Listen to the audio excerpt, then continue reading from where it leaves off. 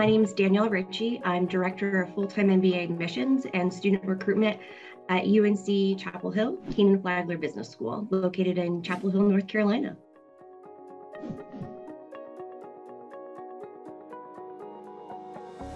So our admission rate this past year was roughly 36% of candidates being admitted into the full-time MBA program.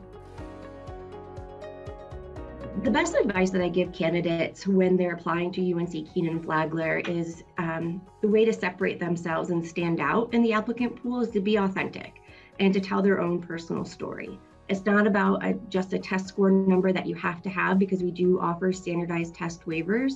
So it's really important to bring their full self to the application. And that's what we see throughout when reading and evaluating candidates. We can see them being vulnerable. But not too much where it gets to the point where this is just too much information that we don't need to know, but it's clear and concise and they know who they are. When applicants are applying to the business school, we ask two questions for the essay.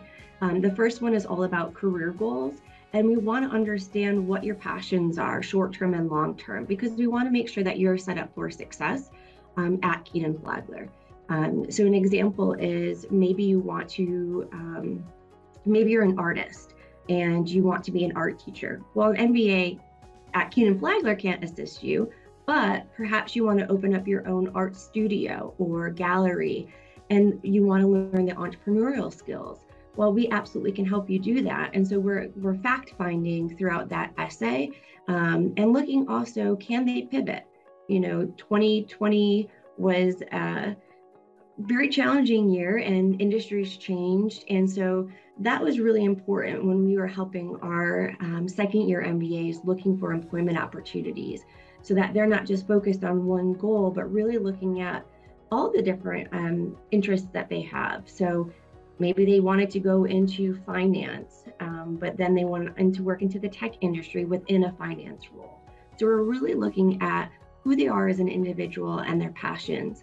The second essay question is about knowing thyself and what values they'll bring to the community at Kenan-Flagler.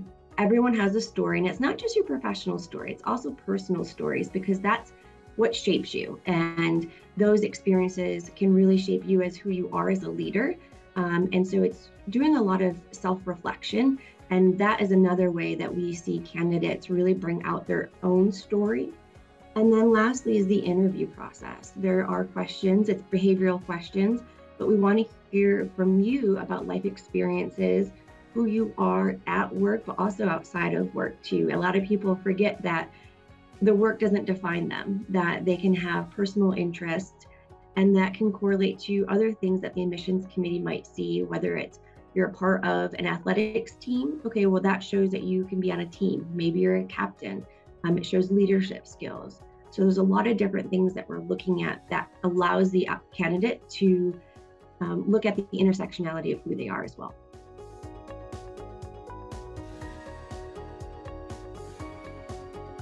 Some of our candidates who were denied from the program, and sometimes where we see that them not being a fit is that they don't know themselves, or they rely heavily on their test score. And so they might look great on paper, but when it comes to the actual interview, we see that they lack the soft skills, and maybe they can't articulate their passions, their career goals, or what they want out of an MBA. And so that's really important that we see that throughout, and that it's consistent throughout the application.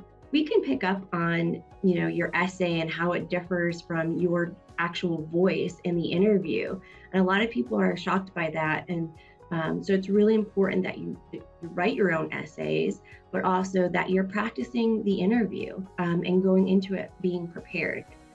Other ways that candidates might not be admitted into the program could be career goals, that we will not be able to set them up for success because of various maybe industries or functional areas that they want to pursue, and we don't offer that academically. So that could be another reason.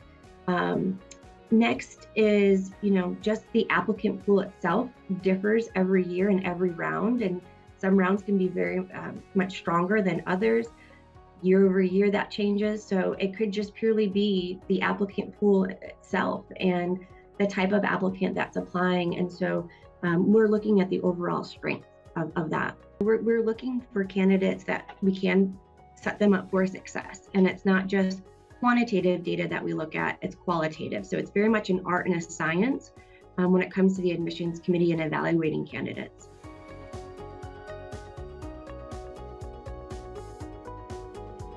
Every business school has an application process. Obviously, the standard application, test scores.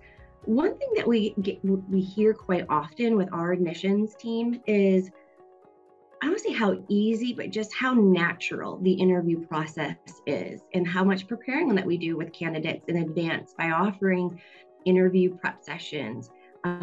We send emails in advance of here's what you can expect. And so it gives that another sense of that human side. We understand where they're coming from. There could be nerves, and we try to prepare and squash those nerves as much as possible. So there's that authenticity that's coming from the admissions committee that we pride ourselves in, and that's feedback that we've gotten from candidates as well in the past. Very similar. So when you're applying for a job and applying for an MBA program, you have to put a lot of thought into it. Do you see yourself there?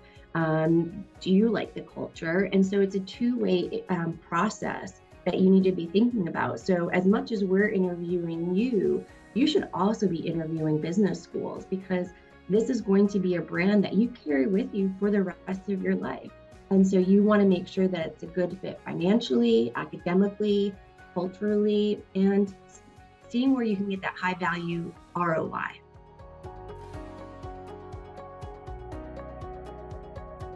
So when the admissions committee is evaluating applications, we're not looking solely at what your post-MBA career goals are. Yes, it's very much input-based, but it is also output-based, but we don't admit into a concentration. We admit into the general MBA program.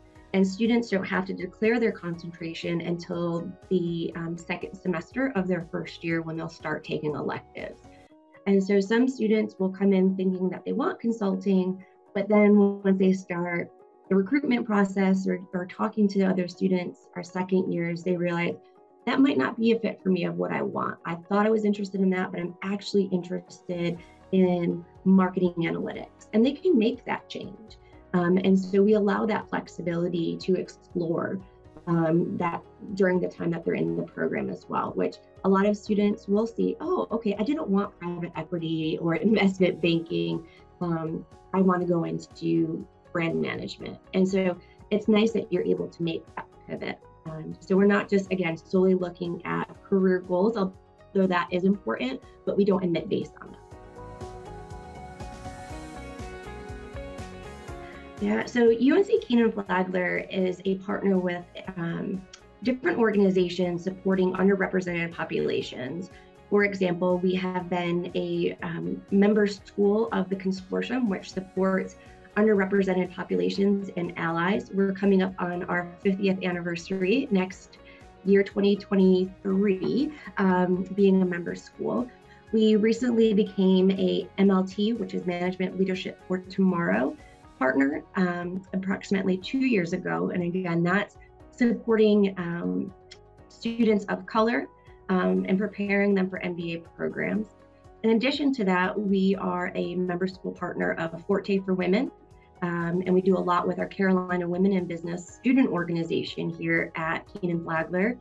We partner with RAMBA, which is Reaching Out MBA for the LGBTQ+ community. And we actually have, they do mixers a lot with different diversity groups here. So we have a Carolina Women in Business and Pride allyship mixer event today. And so they're talking about, and educating and bringing that conversation to light and not having people feel uncomfortable with who they are, who they support. We also do a lot with our veterans, U.S. military and veterans, and we partner with MBA veteran organization in addition to our veteran student organization as well. So we do a lot of diversity recruitment, but we also participate as their students in the program as well. So we want, again, to make sure that everyone has a voice, and that we look for that diversity of thought. We look for everyone comes from different socioeconomic backgrounds, different countries. So we're looking holistically of how candidates can be a value add to the classroom, but also being confident with who they are as well. So we have 4 application rounds that applicants can apply to. Round 1 is in October, round 2 is in January, round 3 is in March, and round 4 is in April. We get a lot of questions on what round should I apply to. You know, I want to apply to round 1, but I'm not ready. Is it okay if I apply in round 2? And the answer is, of course. We want you to apply when your application is at its best, the strongest that you feel that you've put it together, because we don't want you to hurt your chances of being admitted. So if you're not ready for round 1, wait. If you're not sure with your essays, take the time and invest into that, because that's going to show the admissions committee that you've taken the time. We can see and tell if you rush the process. We see, frantic emails coming in around the deadline. We see people are like, oh, I need an extension. And we don't provide that, because our deadlines are set in advance, and we don't want people to rush to submit it. So it does not matter what round that you apply in, regardless for admission or for fellowships, because every applicant is considered for merit-based fellowships at time of admission into the program. So once you know your admission decision, you'll also know if you received a fellowship as well.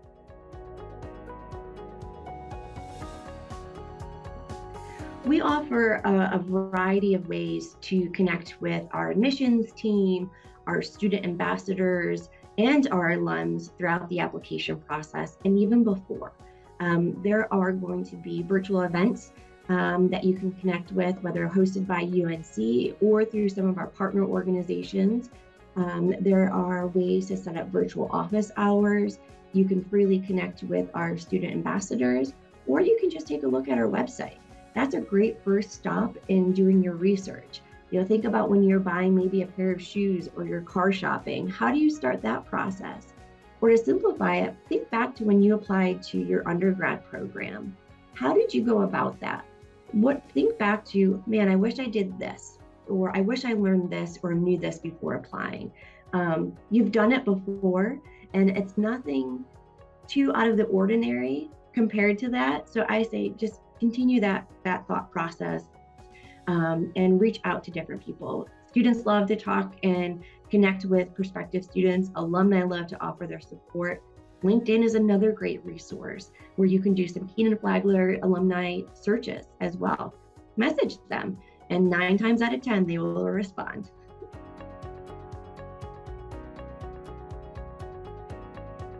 My favorite question to ask candidates is, what do they like to do for fun? And the responses at first, people, when you first talk with them, they want to come across very professional, polished, and mature. I get that. But there's also a fun side to people, and the application process should be fun, and you should celebrate the short-term wins along the way. So when I ask a candidate, what do you like to do for fun? Their face always lights up and they smile. And some of the best responses are just that pure, authentic first thing that comes to mind of what they like to do. Travel. Sometimes I love to spend time with my dog. And so it's fun to see that side of it, and for them to realize we're human too. And we truly want to get to know people and prepare them and just experience the process with them as well.